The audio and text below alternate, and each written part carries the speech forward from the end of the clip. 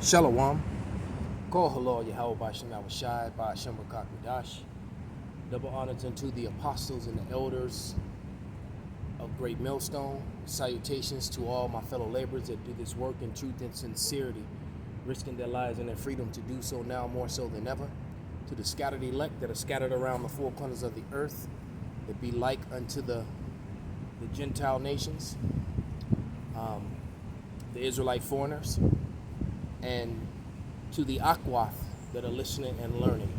To you I say Shalom. This is your brother Malcolm from the branch of the Great Millstone here in Chicago, coming at you with another lesson in truth. Right? So it's really windy out here. I pray that the wind don't blow this camera away while we're doing this, that the Lord holds it back just for the time so I can finish this lesson. It won't be long, but this is a lesson. The inspiration behind this is a video that I spoke about before, about 2-3 videos back, that one of the beloved brothers in the camp put up, the brother Shatia, and it was called Sorry Bad Uncle Esau, This Wasn't You, the Dark Ages. And what he was doing was he was showing evidence, like if we were in court, all right, and you had the evidence that exonerated you, the evidence that proved that you were speaking the truth and that your accusers were lying, and then the judge destroys the evidence. That's basically what YouTube and Google did when I reposted this video onto my channel. They removed it because it was just such condemning evidence. These relics, you know, as a matter of fact, let me grab a couple scriptures, and then I'll explain what the relic was.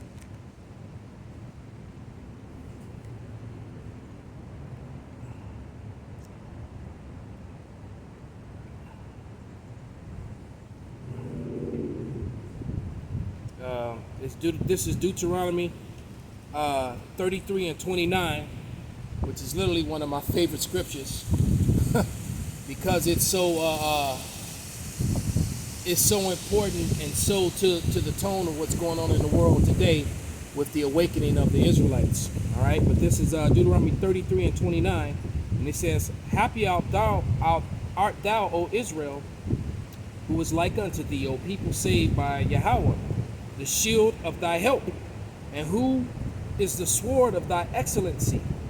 And thy enemies shall be found liars unto thee, and thou shalt tread upon their high places." And we're treading upon their pride and their lies, right?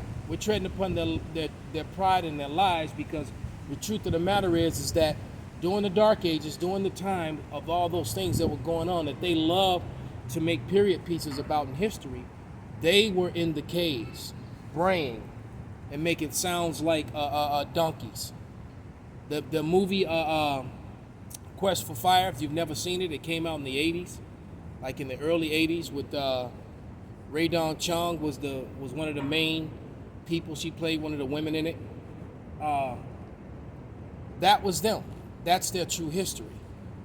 And that's why they, come up with this whole pseudoscience of carbon dating, trying to say that was 100,000 years ago. The earth isn't even that old.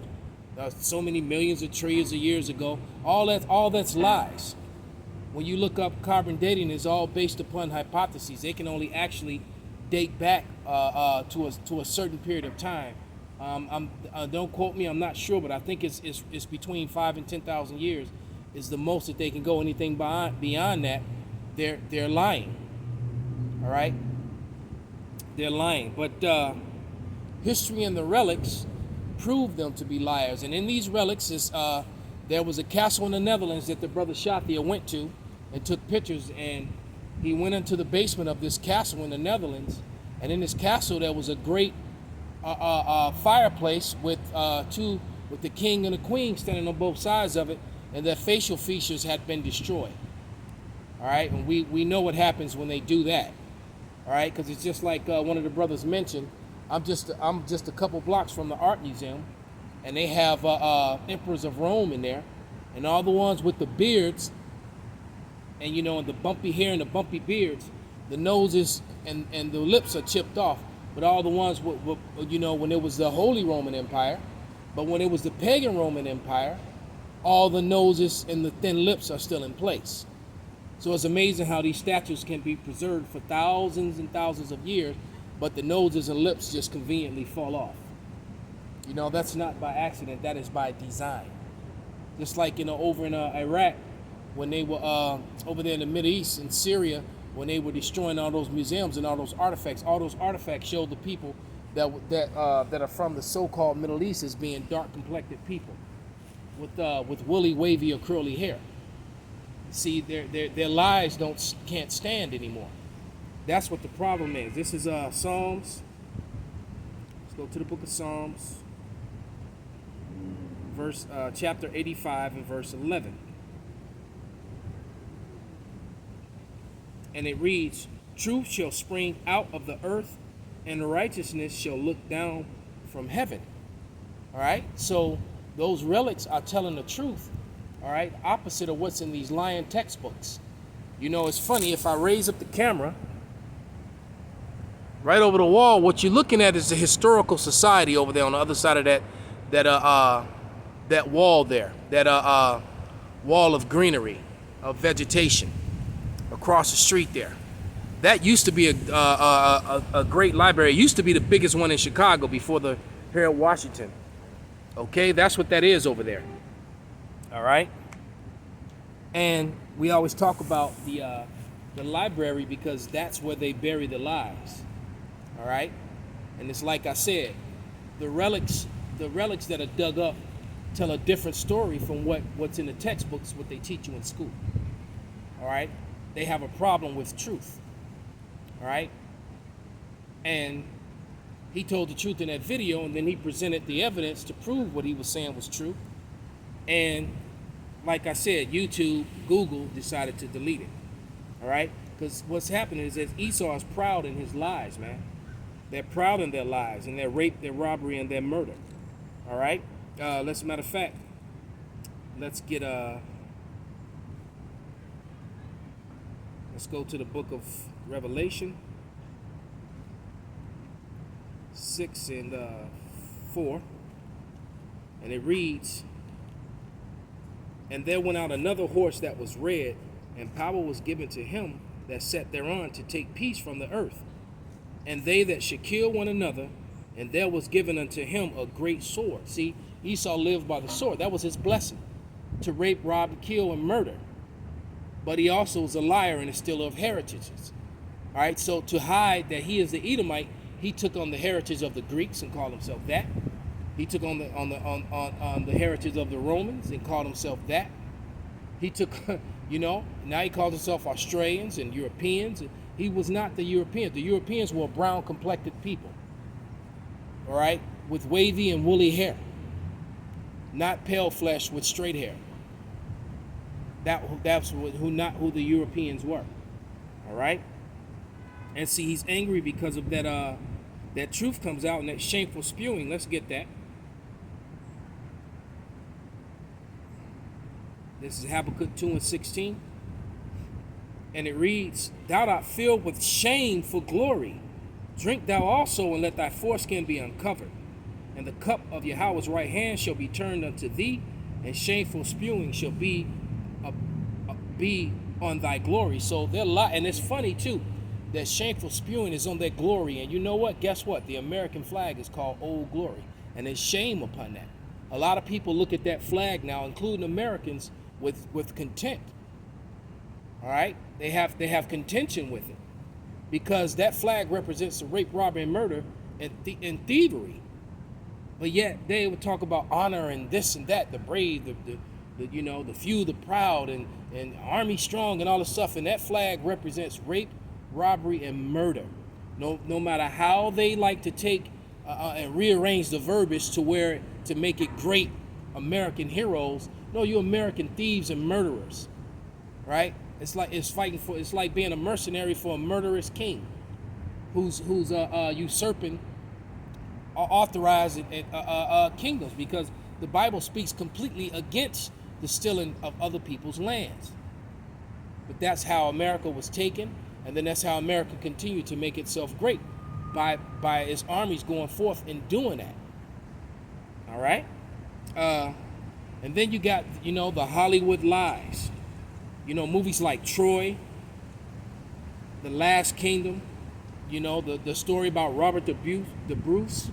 Inside of that story was another mini story about Robert the Black. All right. Those were not white men. Those were not Caucasian people, so-called. All right. Those were Negroes, so-called, the Israelites. And the relics that have been dug up prove it. And it's been documented in many books. And like I said, these people have been found to be liars, and they just hate the truth because it hurts them so bad. All right? And if I could be that sword that cut deep into their flesh with the truth, then so be it. I'm going to keep swinging it. All right? Then they built a whole system of white superiority, this white superiority doctrine, to cover up and protect those lies. Married it to religion. It's like I always tell you, they took what was his name? Johann Blumenbach was the one who came up with the lies of Negroid, Caucasoid, and Mongoloid. He came up with those lies, and then they took those lies later on, Darwinism, and married them to science with pseudoscience. All right, and then they married that to Ham, Shem, and Japhet, and that's why and married it to Christianity, which is also false, because the doctrines of Christianity don't line up with what's written in the scriptures. Okay? But like I said, these relics are a monkey wrench or annoying thorn in their side, that annoying pebble in their shoe. And if you've ever had on sandals, and got a rock in your shoe, then you know exactly what I'm talking about. Okay? Let's go to Micah. Get ready to wrap this up. To the book of Micah 2 and verse 2. Well, I'm going to start in verse 1, but the point is in verse 2. And it reads, "Woe to them that devise iniquity," and to sit up and paint your face in a time period and then teach that lie. That's iniquity. That's devising iniquity. "And work evil upon their beds when the morning is light. They practice it is because it's in the power of their hand." But hey, it's in the power of their hand because the Bible identifies them as the wicked. The Bible identifies a race of people as the wicked. And that race of people are the same people that Alexander the Great came from. Alexander the Macedonian. They don't like that. It's like I always talk about them burning the letter. They removed the evidence. That's why they one of the main reasons why they removed the Apocrypha. All right, because it identified exactly who the wicked is. The wicked isn't just bad people. There is a race of people that the earth was given into their control, and they are, as punishment to the Israelites, all right, and they are identified as the wicked.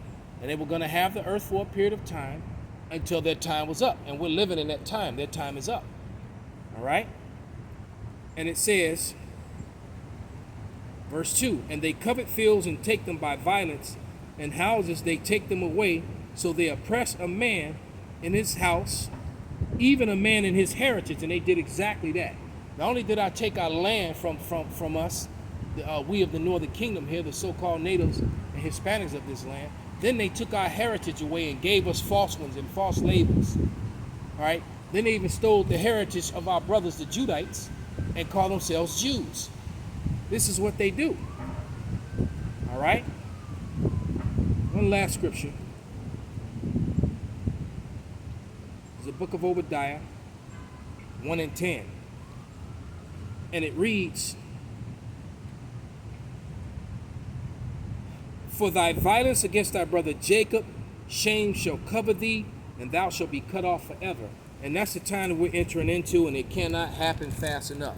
It simply can't happen fast enough. I pray every day that the Lord continues to speed up the time and cut down these Edomites, man, and put them in that place, man.